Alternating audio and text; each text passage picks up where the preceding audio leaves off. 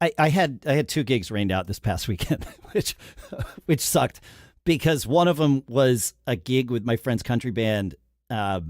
And I talked about this with Adam Johnson from Cover Band Confidential last week. Good episode. Learning, thank you. It's modern country. So I had to learn all of the songs. I didn't have any of them like pre-learned. I knew some of them, but with country, you can't just trust that you're going to 4/4 your way through it because you don't know where those little hiccups and stops are. So I had to learn all these tunes an hour away from the gig. In the car, phone rings, and my buddy's like, "We're cursed." Like, You're like, thank God. Yeah, well, no, I was by that point. I was in. If he had called me the day before, I would have been like, "Whoo, thank goodness." But by that point, I'm like, "Well, this is going to happen." So I just got to be mentally ready to be like, it's weird being. How often do you get to sub on gigs?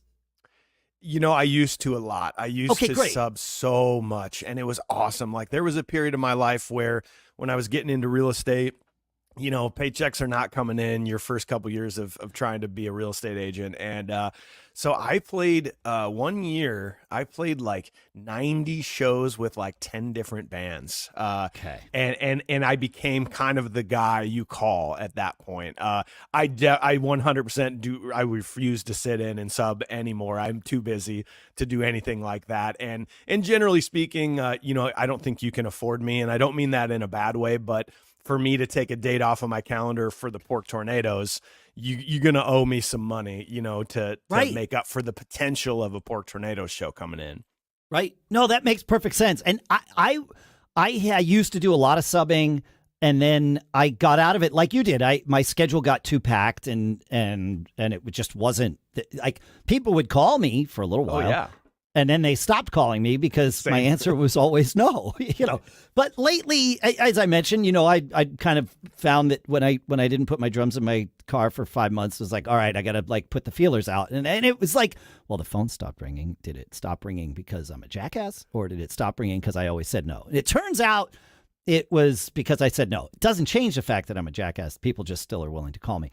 Well, when you're good like you are, and I feel like I am about your online persona of like, I'm doing all these things. Look at all these things I'm doing. I think that's a good thing because it shows people what you're doing and it shows you that you're busy, but it also puts the mentality in people's brain that you're too busy because you're doing your job. You're getting the content out there. You're like, wow, I did this podcast. I did this other podcast, and I did this band, and I played with this band. Because you're doing what you're supposed to do. Get the word out. But people can view that as you being too busy. I've had the phone not ring before for many aspects of my life because people are like, oh, you're too busy for that. I'm like, no, I'm not. You can call me. I'm available. Please make the phone ring. That's how I stay productive. And I don't like the word busy, but I like productive. Yes. How I keep my schedule full, right? But yeah, absolutely. So, but the subbing thing, especially as a drummer, I mean, this is true of any position in a band, but I feel like if you've got a drummer who is not playing with confidence, that's bad. And I know it's bad if a singer is singing without confidence. It's bad even if a guitar player is playing without confidence.